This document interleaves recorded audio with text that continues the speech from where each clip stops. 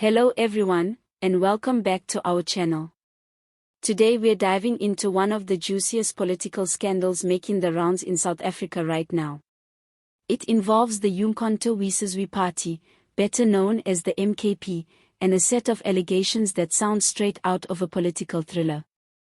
We're talking about so-called missing millions, secret audits, anonymous whistleblowers, and of course, a leadership that insists everything is above board. So, is this a genuine financial scandal, or just another round of political mudslinging? Let's break it down. Now, for those who don't follow South African politics closely, the MKP has only been around for a short while but has already made a massive impact. They rode a wave of discontent with the traditional parties, particularly the ANC, and turned that momentum into a strong showing in the last elections. To their supporters, the MKP is a breath of fresh air, a movement that claims to represent ordinary people rather than elites. But, as we all know, with great political success comes great scrutiny, and lately the MKP has found itself under the microscope. According to reports, internal audits within the party flagged shortfalls amounting to several million rand. That's not loose change you drop under the couch cushion. These were funds raised through donations and pledges, money that supporters and well-wishers contributed in the hope of building up a new political force. Yet when it came time to fund actual operations, things like campaigns, logistics, rallies, that money was allegedly nowhere to be found. Two senior officials even told the news box that the money simply wasn't there. Of course, the party's leadership has hit back hard. MKP spokesperson Nhlamulo came out swinging, saying these are baseless rumors, politically motivated attacks designed to tarnish the credibility of the movement. He insists all finances are intact, everything is accounted for, and there's nothing to see here. But let's be honest, when it comes to politics in South Africa, or anywhere in the world, really, the line, everything is fine, trust us, doesn't exactly calm the storm.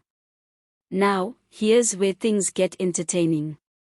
Analysts point out that South Africa has a long, colorful history of financial controversies in politics. We've seen everything from Travelgate scandals to secret offshore accounts, and of course, who could forget the infamous fire pool at Ndhlela? So when a brand new party like the MKP, which brands itself as the alternative to corruption and mismanagement, gets caught up in talk of vanishing funds, the optics are, well, less than flattering. Political analyst Ndika Masiko put it bluntly, if the leadership brushes this off without offering proper accountability, it risks damaging public trust. And she's right.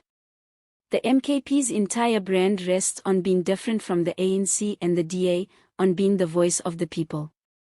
If they start looking like just another party playing the same old game with donor money, that credibility could evaporate faster than a budget surplus in parliament. What makes this situation even trickier is timing. The MKP is still in a growth phase, trying to consolidate power, expand its reach, and position itself as a serious contender for the future. Allegations like these can disrupt that momentum. And let's face it, South African voters are not exactly patient anymore. After decades of scandals, corruption, and broken promises, people are quick to turn skeptical. A single financial scandal, even if unproven, can stick in the public imagination like glue. Let's also not forget the human side. Donors and supporters, many of whom may not be wealthy, gave what they could because they believed in the cause. If even the perception arises that their money has been misused or siphoned off, the trust could be gone. And in politics, once trust disappears, it rarely returns. But here's the twist, is this really about money, or is it about politics? It's entirely possible that rivals, inside or outside the party, are fanning the flames to destabilize the MKP. We know South African politics is full of factional battles, backroom deals, and sabotage attempts. If you've ever wondered why it feels like every party has leaks, it's because in many cases, insiders are deliberately stirring the pot. That anonymous source in the audit? It could be a genuine whistleblower, or it could be someone with an agenda. Still, the MKP's reaction doesn't exactly help. By brushing everything off as mischief, they risk looking like they're sweeping issues under the rug. Transparency is key here. If they want to shut down the rumors, the simplest way would be to publish a full, independent financial report. That's it. Show the receipts and silence the doubters. But if they refuse, people will naturally start to wonder why. Here's a question worth asking: did the MKP overpromise during its rapid rise? Building a new political force is expensive. Campaigns cost millions, and running an organization with national reach isn't easy. Some of that missing money could simply be poor bookkeeping, bad management, or funds spent recklessly without proper tracking. Not necessarily theft, but still damaging. On the other hand, if actual siphoning did take place, then we're looking at one of the fastest corruption scandals ever to hit a new party in South Africa. What's fascinating is how this plays into the bigger political theater. The ANC is struggling with its own crises, the DA is caught up in coalition politics, and the EFF is forever playing the role of disruptor. Into this chaos stepped the MKP, presenting itself as the voice of change.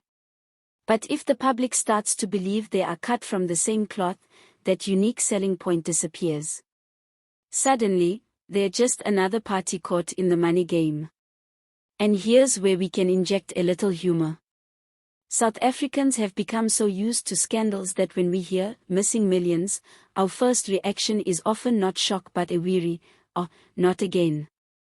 At this rate, if you want to be a politician in South Africa, it seems the only qualification you need is the ability to make money vanish faster than a magician at Sun City.